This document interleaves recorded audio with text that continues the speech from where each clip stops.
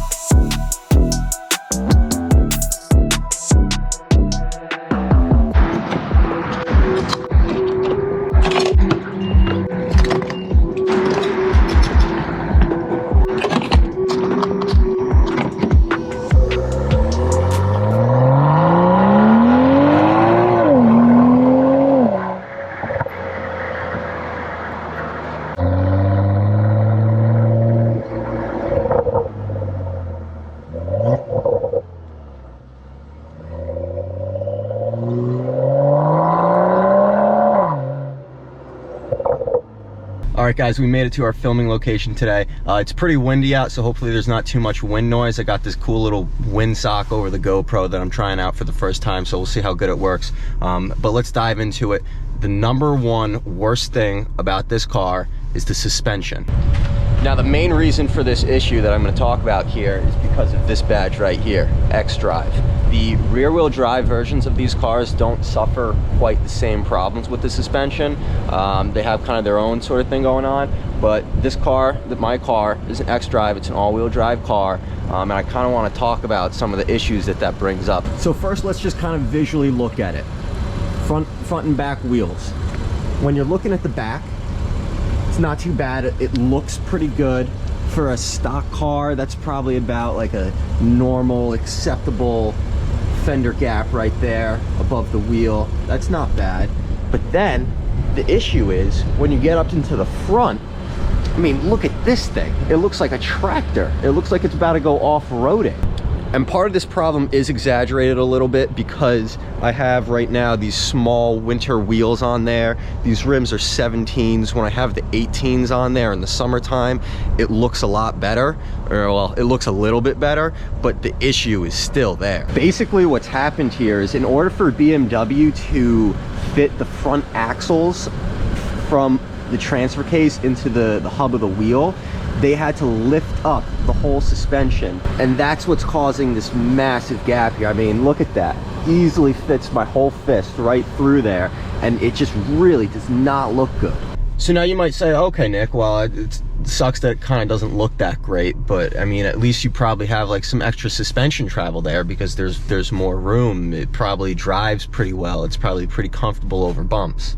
No. Not really. Basically what happened, when they needed to lift up all that suspension to fit the axle underneath, they had to also still shorten the strut, the McPherson strut in the front of this car as well. So even though it looks like it has extra suspension travel, comparatively to the rear-wheel drive version, it actually has less because the struts themselves are shorter. The other thing to consider is it doesn't matter what packages you have on an xDrive car. If you have the xDrive system, regardless of the sport packages, all xDrive cars have the same base all-wheel drive suspension. So now you might be thinking, okay, so maybe it doesn't look great, maybe it's a little stiff over bumps because there's not a ton of suspension travel, but that probably means that it handles pretty well, right? No, that's not how it really works out. I don't know how they did it, but somehow while making this suspension stiff and crashy over bumps and potholes, it's also really floaty and vague at higher speeds.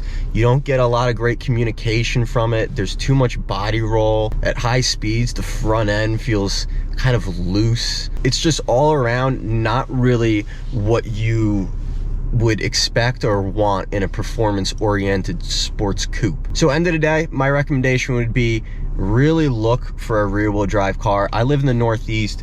We have all 4 seasons. We get a lot of snow in the wintertime usually. So it's kind of difficult in this area to find a rear-wheel drive car. Most of these E90s, E92s that you'll see available are the all-wheel drive versions, but we're going to be looking into changing that suspension. That's the other thing. The aftermarket suspension options for the X-Drives are pretty limited.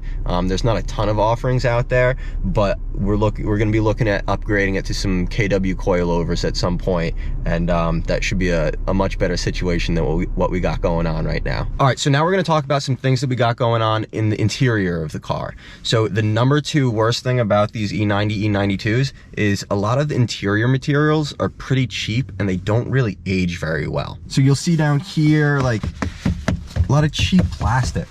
Up here where the climate control is, like listen to this, ready? I don't know if you can hear that well, but if you push on this stuff, it's really creaky. It's got this really cheap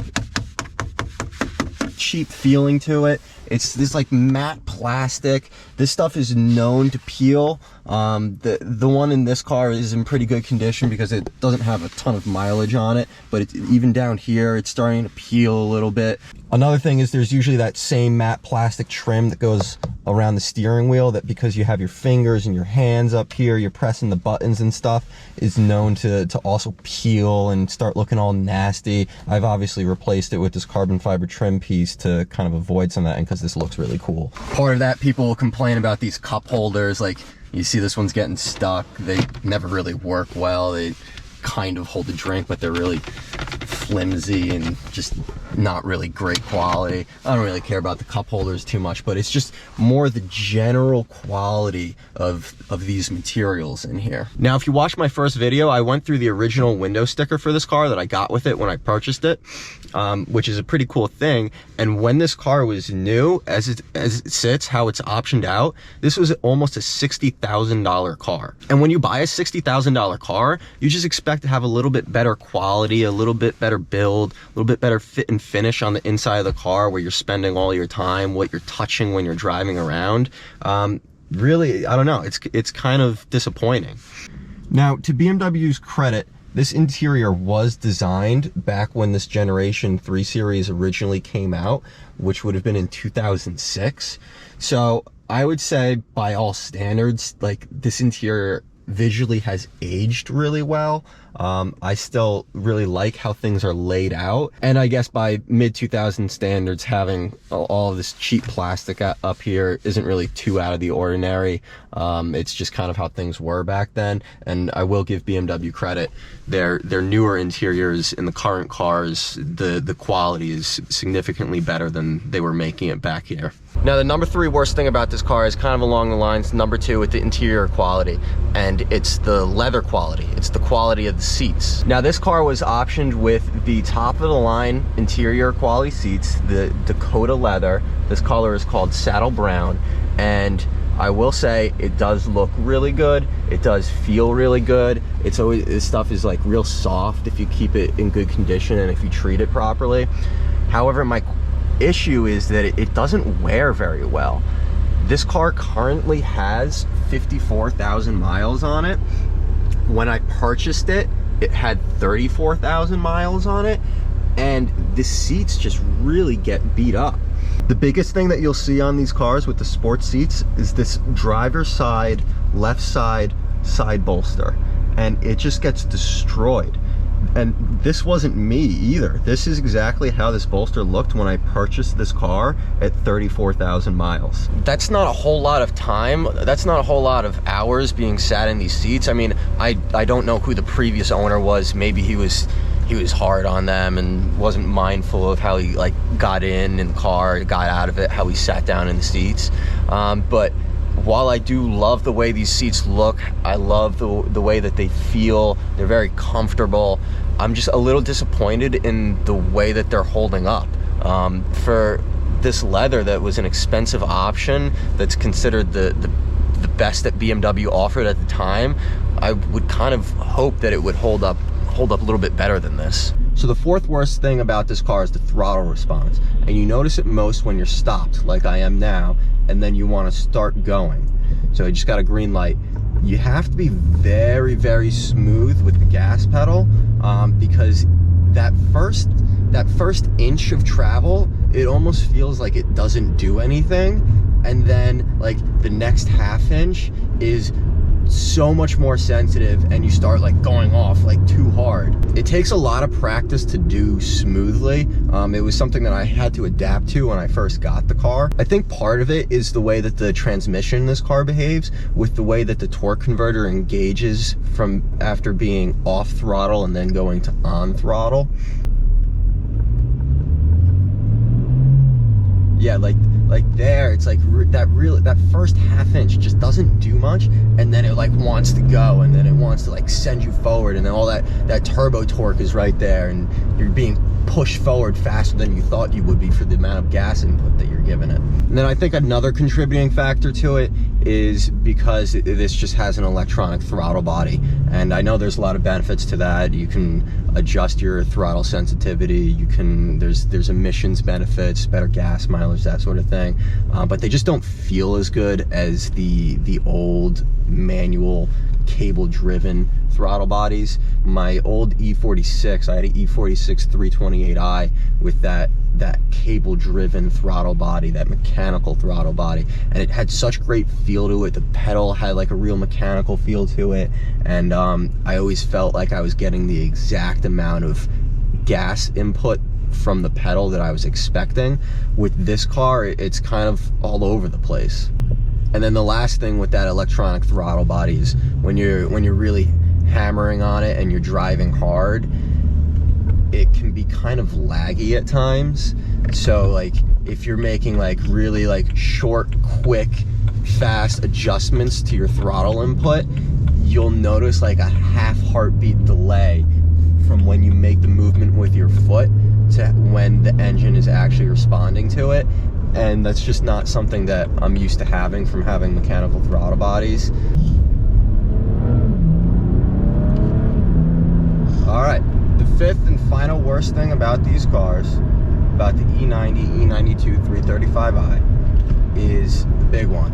It's the maintenance issues. If you're looking into these cars, if you're considering buying a 335i, you've probably heard of them before. We're talking about injectors, we're talking about coil packs, spark plugs, high pressure fuel pumps. We'll go into water pumps, cooling systems, charge pipes, wastegate rattle, turbos just blowing up, not even making it to 100,000 miles, oil leaks, endless oil leaks from your oil filter housing gasket, oil pan gasket, valve cover gasket. I don't know why BMW can't just figure out how to put a gasket on a car that isn't gonna leak after 50,000 miles. Honda, Toyota, like you get one of those, you like don't have an oil leak until you're almost at 200K. It's crazy. I don't know what they're putting in their gaskets. BMW's got to get some of it. If you're looking at one of these cars, you need to research and know what you're getting yourself into. If you're not one to work on your car by yourself, and you're not going to fix these problems as they come up in your own garage, you're going to be sending it to a shop, you are going to spend a lot of money on these cars, especially if you're tuning it, especially if you're getting more power out of it, because they break all the time. And it's usually not catastrophic breaks. You're usually not going to get stranded unless your water pump goes out. That'll do it. That happens all the time on these. But you're usually gonna see them come up, and you'll be able to drive the car a little bit while it's there, but you're gonna need to address it quickly, because these problems cause other problems, and if you don't address them right when they come up, they're gonna stack up really, really quickly. I've been a fan of BMW for a while. I like their products. I like more of their older products versus their newer stuff, but I've always enjoyed the brand. But one of the things that I've noticed through the years is it's almost like BMW puts out half-baked products. Like the fact that the N54, specifically that engine in this generation of car, it had so many issues is kind of mind-blowing to me. Like the research and development that went into it didn't show for the injectors, there are 12 variations of injector for the N54 engine, fuel injector, and apparently Index 1, the first variation, and Index 12, the last variation, are the best. Everything else in between is a crapshoot. You're gonna have leaking injectors, and you gotta replace them. You wanna get Index 12 injectors, you're looking at $1,500 for parts. It's crazy. So yeah, it's a little disappointing that BMW didn't have a little bit more of a completed product that they released and sold so many of. But at the end of the day, like for an enthusiast, for someone who really loves the car, and there's a lot to love about the car, and they're gonna spend the time fixing it, they're gonna do the work themselves, at the end of the day, it's still 100% worth owning one of these cars. So if you're going into it with the right mindset, you know what to expect, you did your research ahead of time, and if you be patient and wait and get the right options, try to avoid the X-Drive suspension, at least go for a drive in it and see how it feels, see if you can live with it. Do your homework ahead of time. You're gonna have hopefully a good experience with this car, because whatever comes up isn't gonna surprise you. And I don't know, for someone like me who doesn't mind spending a Saturday in the garage wrenching on the car, even though it can be frustrating at times, and even though you do want to throw the car out when 5 things in a row break, for someone who's a true enthusiast like that, it's an overall great experience. All right, guys, thanks for tuning in today. I hope you enjoyed the video. Let me know what you thought. Let me know if you think I left something off that's especially horrible about these cars that I should have talked about today. Let me know what you hate about your E92, E90 BMW, the 335 the most. And stay tuned next week. Since I talked about all the things that I hate about this car today, next week we're going to be talking about the top 5 things that I really love about this car. All right, guys, thanks. Peace. Dude, BMW must have been eating a lot of bacon in the design room the day they made this thing, man. Got a lot of features of the oink, oink, oink.